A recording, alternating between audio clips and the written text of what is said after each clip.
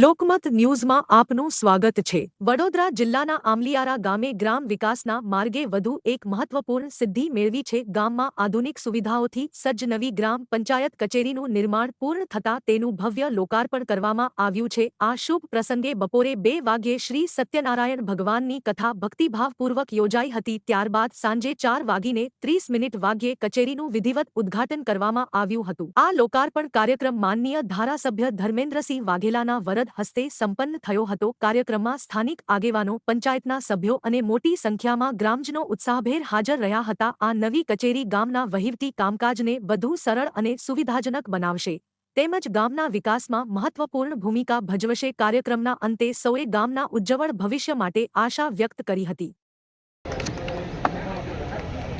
વડોદરા જિલ્લા પૂર્વ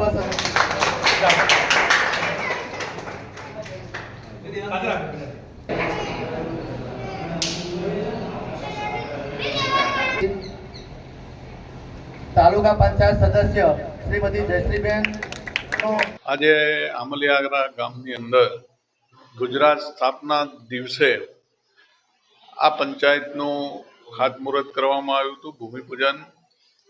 આજે ચૈત્રી નવરાત્રિના પવિત્ર દિવસોની અંદર 10 મહિનાની અંદર આ પંચાયતનું કામ પૂર્ણ કરીને આજે ચૈત્રી નવરાત્રિના ત્રીજા નોરતાની અંદર સત્યનારાયણ ભગવાનની પૂજા કરીને અમારા ભારતીય જનતા પાર્ટીના સંગઠનના ચૂંટાયેલી પાંખ, સરપંચશ્રી અને તમામ ગ્રામજનો સાથે મળીને આજે આ પંચાયતનું સેવા સદનનો શુભારંભ લોકાર્પણ કરવામાં આવ્યું છે। ત્યારે સેવા સદન એટલે ખાલી પંચાયત ભવન નથી, આ સેવાનું સદન છે। એટલે ગામના તમામ લોકોને અહીંયાથી સેવા ઉપલબ્ધ થવાની છે અને માનનીય મુખ્યમંત્રી શ્રી ભૂપેન્દ્ર પટેલ સાહેબ અને ડેપ્યુટી મુખ્યમંત્રી હર્ષ સંઘવી સાહેબનો ખૂબ ખૂબ હૃદયથી હું આભાર માનું છું અમારા આમલીયારા ગામ વતી, કારણ કે સરસ મજાનું ભવનની ગ્રાન્ટ ફાળવી અને આ ગ્રાન્ટની અંદર 10 મહિનાની અંદર સરસ મજાનું ભવન તૈયાર થઈને આ સેવા સદન ગામને આજે સુપ્રત કરવામાં આવ્યું છે।